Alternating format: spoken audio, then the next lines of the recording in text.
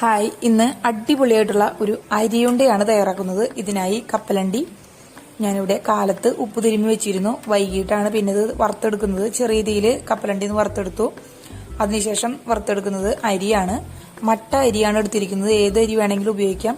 നല്ലപോലെ കഴുകി വെള്ളം വാർന്നതിന് ശേഷം ചെറിയ തീയിൽ അരിയും നല്ലപോലെ ഒന്ന് വറുത്ത് മാറ്റി വയ്ക്കാം.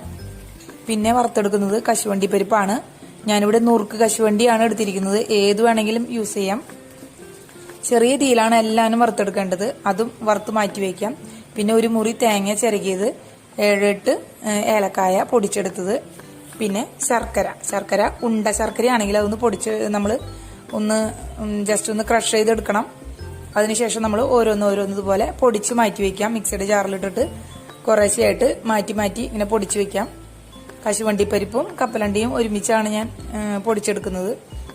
പൊടിച്ചത് മുകളിലേക്കായിട്ട് ഒരു പാത്രത്തിലേക്ക് ഇങ്ങനെ ഇട്ട് കൊടുക്കാം. അതിനുശേഷം ലാസ്റ്റാണ് നമ്മൾ ശർക്കരയും തേങ്ങയും മിക്സ് ചെയ്യുന്നത്. മിക്സിയുടെ ജാറിൽ തന്നെ ശർക്കര കുറച്ചിടാം. അതിനുശേഷം പൊടിച്ചെടുത്തേക്കണം ആ കൂട്ട് ഒരു കയ്യിൽ അതിടാം. പിന്നെ ഒരു കയ്യിൽ തേങ്ങ. ഇങ്ങനെ ഇടുമ്പോൾ ശർക്കര അരയുമ്പോഴുള്ള ആ ഒരു തിക്നെസ് നമുക്ക് ഫീൽ ചെയ്യില്ല. മിക്സിയുടെ ജാറിന്റെ ഉള്ളിൽ നിന്ന് പെട്ടെന്ന് തന്നെ എടുക്കാൻ പറ്റും. അല്ല ശർക്കര മാത്രമാണ് ഇടണമെന്നുണ്ടെങ്കിൽ അത് അതിന്റെ ഉള്ളിൽ പിടിച്ച് ഭയങ്കര ഭാരമായിരിക്കും നമുക്കത് എടുക്കാനായിട്ട്. അപ്പം ഇങ്ങനെ വരുമ്പോൾ നമുക്ക് വലിയ ബുദ്ധിമുട്ടില്ല. അപ്പം ഇങ്ങനെ കുറേശ്ശെയായിട്ട് ഇട്ട് കൊടുക്കാം.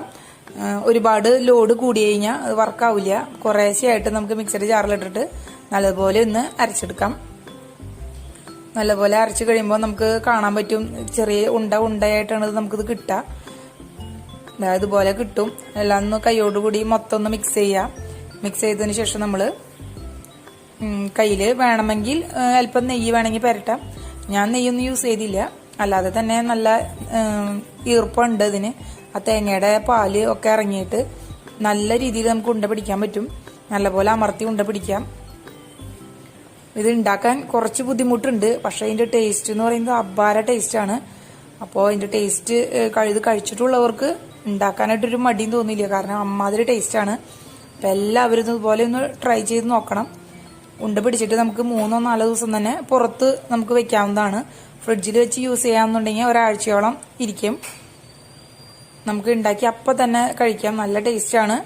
എല്ലാവരും ഒന്ന് ഉണ്ടാക്കി നോക്കണം കേട്ടോ. നമ്മുടെ പണ്ട് കാലത്ത് മുതലുള്ള ഒരു പലഹാരമാണ്. അപ്പം എല്ലാവരും ഒന്ന് ഉണ്ടാക്കി നോക്കിയിട്ട് അഭിപ്രായം പറയണം. ചാനൽ ഇഷ്ടപ്പെട്ടാൽ സബ്സ്ക്രൈബ് ചെയ്യാൻ മറക്കരുത്. വീണ്ടും അടുത്ത വീഡിയോയിൽ നമുക്ക് വീണ്ടും കാണാം. ബൈ.